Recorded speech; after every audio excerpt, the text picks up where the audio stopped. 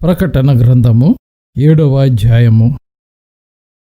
అటు తరువాత భూమి యొక్క 4 దిక్కులలో 4 దేవదూతలు నిలిచియుండి, భూమి మీదనైనను సముద్రము మీదనైనను ఏ చెట్టు మీదనైనను గాలి వీచకుండునట్లు భూమి యొక్క 4 దిక్కుల వాయువులను పట్టుకొని ఉండగా చూచితిని. మరియు సజీవుడగు దేవుని ముద్రగల వేరొక దూత సూర్యోదయ దిశ నుండి పైకి వచ్చుట చూచితిని. భూమికిని సముద్రమునకును హాని కలుగజేయుటకై అధికారము పొందిన ఆ 4 దూతలతో ఈ దూత, మేము మా దేవుని దాసులను వారి నొసళ్ళ యందు ముద్రించు వరకు భూమికైనను సముద్రమునకైనను చెట్లకైనను హాని చేయవద్దని బిగ్గరగా చెప్పెను. మరియు ముద్రింపబడిన వారి లెక్క చెప్పగా వింటిని. ఇశ్రాయేలీయుల గోత్రములన్నిటిలో ముద్రింపబడిన వారు 144,000 మంది. యోదా గోత్రములో ముద్రింపబడిన వారు 12,000 మంది, రూబేను గోత్రములో 12,000 మంది, గాదు గోత్రములో 12,000 మంది, ఆషేరు గోత్రములో 12,000 మంది, నఫ్తాలి గోత్రములో 12,000 మంది, మనష్షే గోత్రములో 12,000 మంది, షిమ్యోను గోత్రములో 12,000 మంది, లేవి గోత్రములో 12,000 మంది, ఇశ్శాఖారు గోత్రములో 12,000 మంది, జబులూను గోత్రములో 12,000 మంది, యోసేపు గోత్రములో 12,000 మంది, బెన్యామీను గోత్రములో 12,000 మంది ముద్రింపబడిరి. అటు తరువాత నేను చూడగా, ఇదిగో ప్రతి జనములో నుండి, ప్రతి వంశములో నుండి, ప్రజలలో నుండి, ఆయా భాషలు మాట్లాడు వారిలో నుండి వచ్చి ఎవడును లెక్కింపజాలని ఒక గొప్ప సమూహము కనబడెను. వారు తెల్లని వస్త్రములు ధరించుకున్న వారై ఖర్జూరపు మట్టలు చేత పట్టుకొని సింహాసనము ఎదుటను గొర్రె పిల్ల ఎదుటను నిలువబడి, సింహాసనాసీనుడైన మా దేవునికి గొర్రె పిల్లకును మా రక్షణకై స్తోత్రమని మహాశబ్దముతో ఎల్లుగెత్తి చెప్పిరి. దేవదూతలందరూ సింహాసనము చుట్టూను పెద్దల చుట్టూను ఆ 4 జీవుల చుట్టూను నిలువబడి ఉండెరి.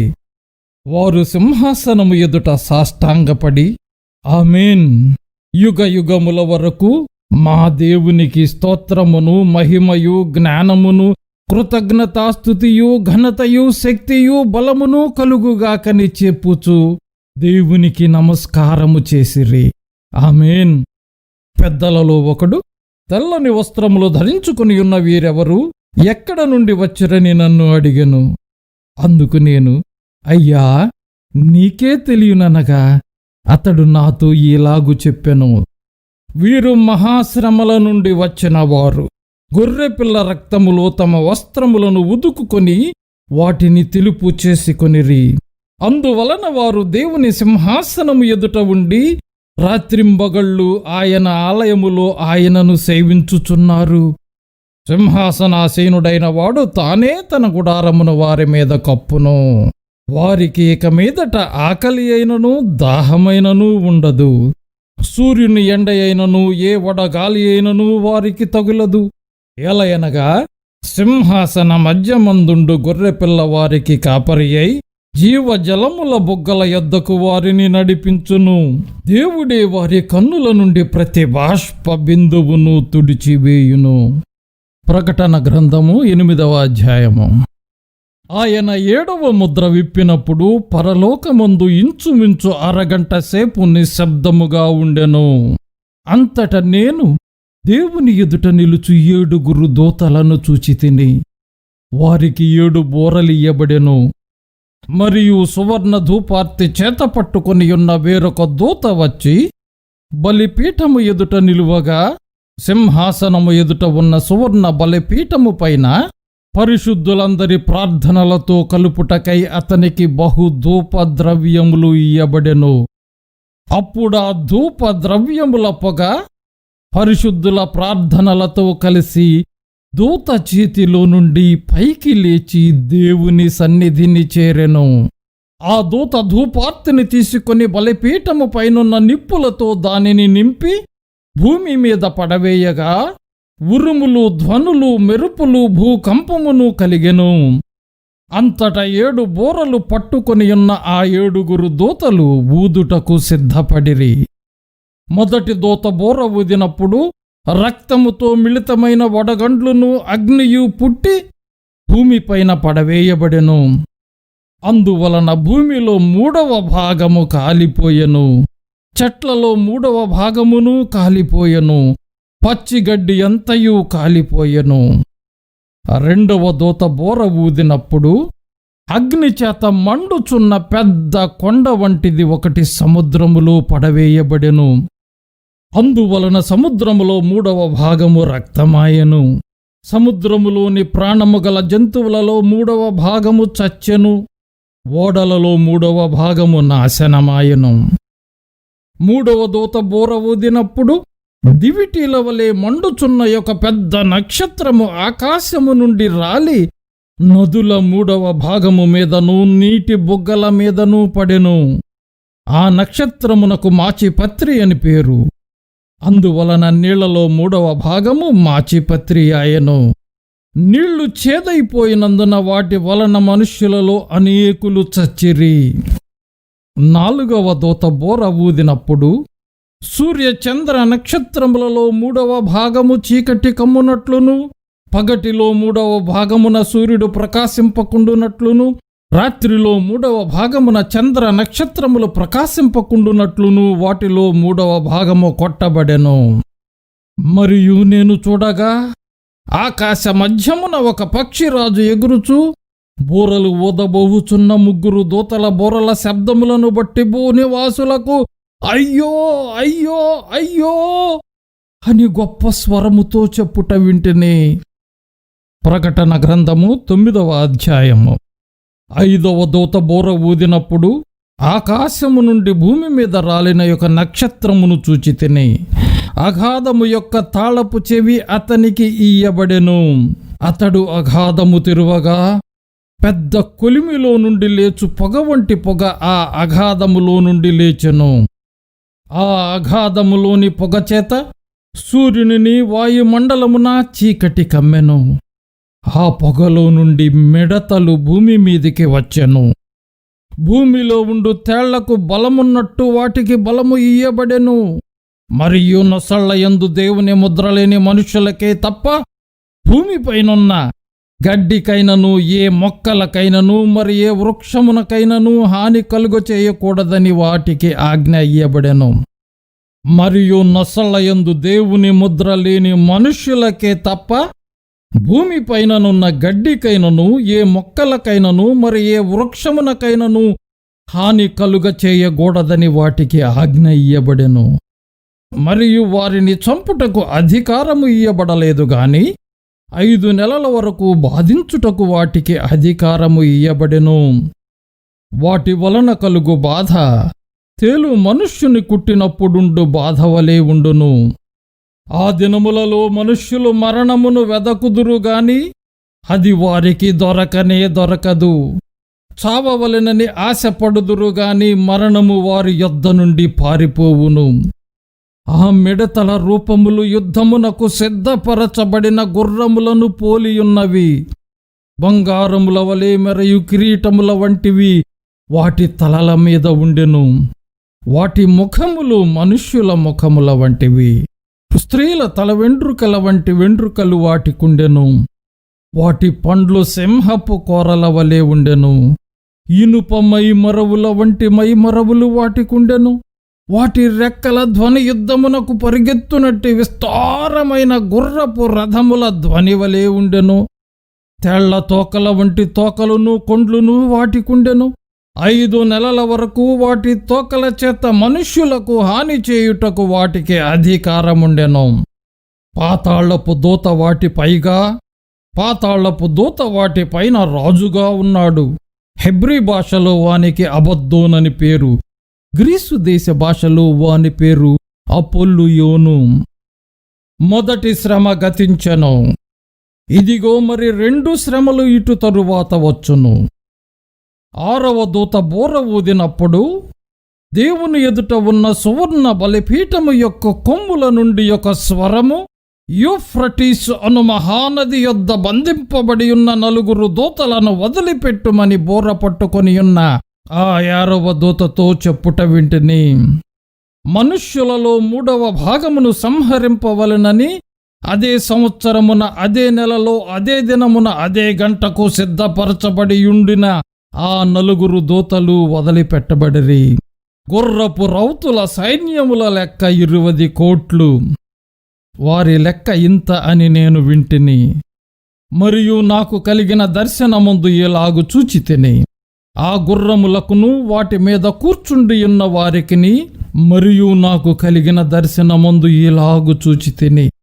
ఆ గుర్రములకును వాటి మీద కూర్చుండియున్న వారికి నిప్పు వలె ఎరుపు వర్ణము, నీలవర్ణము, గంధక వర్ణముల మైమరవులుండెను. ఆ గుర్రముల తలలు సింహపు తలల వంటివి. వాటి నోళ్లలో నుండి అగ్ని, ధూమ, గంధకములు బయలువెడలుచుండెను. ఈ 3 దెబ్బల చేత అనగా వీటి నోళ్లలో నుండి బయలు వెడలుచున్న అగ్ని, ధూమ, గంధకముల చేత మనుష్యులలో 3వ భాగము చంపబడెను. ఆ గుర్రముల బలము వాటి నోళ్లయందును వాటి తోకలయందును ఉన్నది. ఎందుకనగా వాటి తోకలు పాముల వలె ఉండి తలలు కలిగినవైనందున వాటి చేత అవి హాని చేయును.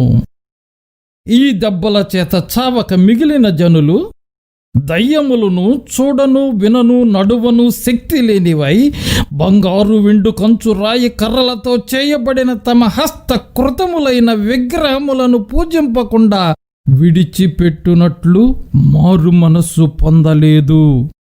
మరియు తాము చేయుచున్న నరహత్యలను, మాయమంత్రములను, జారచోరత్వములను చేయకుండునట్లు వారు మారు మనస్సు పొందినవారు కారు. ప్రకటన గ్రంథము 10వ అధ్యాయము.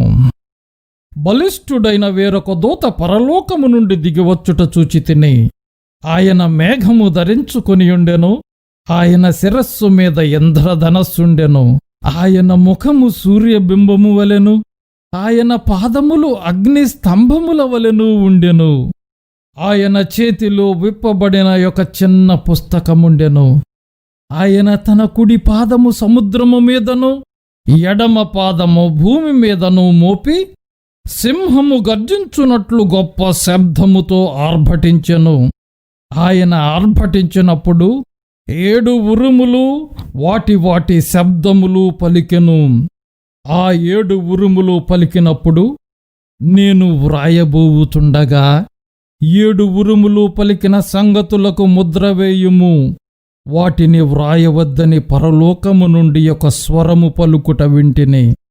మరియు సముద్రము మీదను భూమి మీదను నిలిచియుండగా నేను చూచిన ఆ దూత తన కుడి చెయ్యి ఆకాశము తట్టు ఎత్తి పరలోకమును, అందులో ఉన్న వాటిని, భూమిని, అందులో ఉన్న వాటిని, సముద్రమును, అందులో ఉన్న వాటిని సృష్టించి యుగయుగములు జీవించుచున్న వాని తోడు ఒట్టు పెట్టుకొని ఇక ఆలస్యముండదు గాని 7వ దూత పలుకు దినములలో అతడు బోర ఊదబోవుచుండగా దేవుడు తన దాసులకు ప్రవక్తలకు తెలిపిన సువార్త ప్రకారము దేవుని మర్మము సమాప్తమగునని చెప్పెను.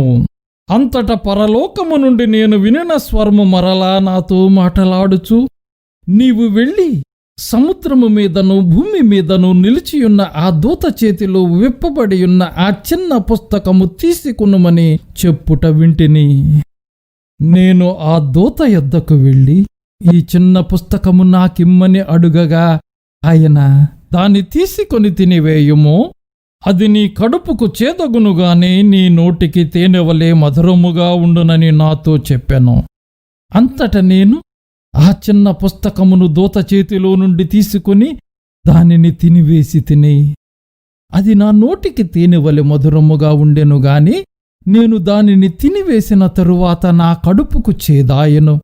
అప్పుడు వారు, నీవు ప్రజలను గూర్చియు జనములను గూర్చియు ఆయా భాషలు మాటలాడు వారిని గూర్చియు అనేక మంది రాజులను గూర్చియు మరలా ప్రవచింపనగత్యమని నాతో చెప్పిరి. ప్రకటన గ్రంథము 11వ అధ్యాయము. మరియు ఒకడు చేతికర్ర వంటి కొలకర్ర నాకిచ్చి, నీవు లేచి దేవుని ఆలయమును బలిపీఠమును కొలత వేసి ఆలయములో పూజించు వారిని లెక్కపెట్టుము. ఆలయమునకు వెలుపటి ఆవరణమును కొలత వేయక విడిచిపెట్టుము. అది అన్యులకియ్యబడెను. వారు 42 నెలలు పరిశుద్ధ పట్టణమును కాలితో త్రొక్కుదురు. నేను నా 2 సాక్షులకు అధికారము ఇచ్చెదను. వారు గోనెపట్ట ధరించుకుని 1260 దినములు ప్రవచింతురు. వీరు భూలోకమునకు ప్రభువైన వాని ఎదుట నిలుచుచున్న 2 ఒలీవ చెట్లును దీపస్తంభములునయ్యున్నారు. ఎవడైనను వారికి హాని చేయనుద్దేశించిన ఎడల వారి నోట నుండి అగ్ని బయలు వెడలి వారి శత్రువులను దహించివేయును గనుక ఎవడైనను వారికి హాని చేయనుద్దేశించిన ఎడల అలాగున వారు చంపబడవలెను. తాము ప్రవచింపు దినములు వర్షము కురవకుండా ఆకాశమును మూయుటకు వారికి అధికారము కలదు. మరియు వారికిష్టమైనప్పుడెల్లా నీళ్లు రక్తముగా చేయుటకును నానా విధములైన తెగుళ్లతో భూమిని బాధించుటకును వారికి అధికారము కలదు. వారు సాక్ష్యము చెప్పుట ముగింపగానే అగాధములో నుండి వచ్చు క్రూర మృగము వారితో యుద్ధము చేసి జయించి వారిని చంపును. వారి శవములు ఆ మహాపట్టణపు సొంత వీధిలో పడియుండును. వానికి ఉపమాన రూపముగా సొదొమ అనియు ఐగుప్తు అనియు పేరు. అచ్చట వారి ప్రభువు కూడా సిలువ వేయబడెను. మరియు ప్రజలకును వంశములకును ఆయా భాషలు మాటలాడు వారికిని జనములకును సంబంధించిన వారు 3 దినములన్నర వారి శవములను చూచుచూ వారి శవములను సమాధిలో పెట్టనియ్యరు. ఈ 2 ప్రవక్తలు భూనివాసులను బాధించినందున భూనివాసులు వారి గతి చూచి సంతోషించుచు ఉత్సహించుచు ఒకనికొకడు కట్నములు పంపుకొందురు. అయితే ఆ 3 దినములున్నర అయిన పిమ్మట దేవుని యొద్ద నుండి జీవాత్మ వచ్చి వారిలో ప్రవేశించను గనుక వారు పాదములు ఊని నిలిచిరి. వారిని చూచిన వారికి మిగుల భయము కలిగెను. అప్పుడు ఇక్కడికి ఎక్కి రండిని పరలోకము నుండి గొప్ప స్వరము తమతో చెప్పుట వారు విని మేఘారూఢులై పరలోకమునకు ఆరోహణమైరి. వారు పోవుచుండగా వారి శత్రువులు వారిని చూచిరి. ఆ గడియలోనే గొప్ప భూకంపము కలిగినందున ఆ పట్టణములో 10వ భాగము కూలిపోయెను. ఆ భూకంపము వలన 7,000 మంది చచ్చిరి. మిగిలిన వారు భయాక్రాంతులై పరలోకపు దేవుని మహిమ పరచిరి. 2వ శ్రమ గతించెను. ఇదిగో 3వ శ్రమ త్వరగా వచ్చుచున్నది. 7వ దూత బోర ఊదినప్పుడు పరలోకములో గొప్ప శబ్దములు పుట్టెను. ఆ శబ్దములు ఈ లోక రాజ్యము మన ప్రభువు రాజ్యమును ఆయన క్రీస్తు రాజ్యము నాయను. ఆయన యుగ యుగముల వరకు ఏలుననెను. అంతట దేవుని ఎదుట సింహాసనాసీనులకు ఆ 24 పెద్దలు సాష్టాంగపడి దేవునికి నమస్కారము చేసి, వర్తమాన భూతకాలములలో ఉండు దేవుడవైన ప్రభువా, సర్వాధికారి, నీవు నీ మహాబలమును స్వీకరించి ఏలుచున్నావు గనుక మేము నీకు కృతజ్ఞతాస్తుతులు చెల్లించుచున్నాము. జనములు కోపగించినందున నీకు కోపము వచ్చెను. మృతులు తీర్పు పొందుటకును నీ దాసులకు ప్రవక్తలకును పరిశుద్ధులకును నీ నామమునకు భయపడు వారికి తగిన ఫలమునిచ్చుటకును గొప్పవారేమి కొద్దివారేమి భూమిని నశింపజేయు వారిని నశింపజేయుటకును సమయము వచ్చియున్నదని చెప్పిరి.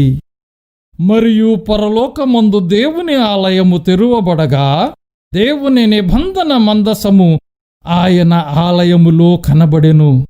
అప్పుడు మెరుపులను ధ్వనులను ఉరుములను భూకంపమును గొప్ప వడగండ్లును పుట్టెను.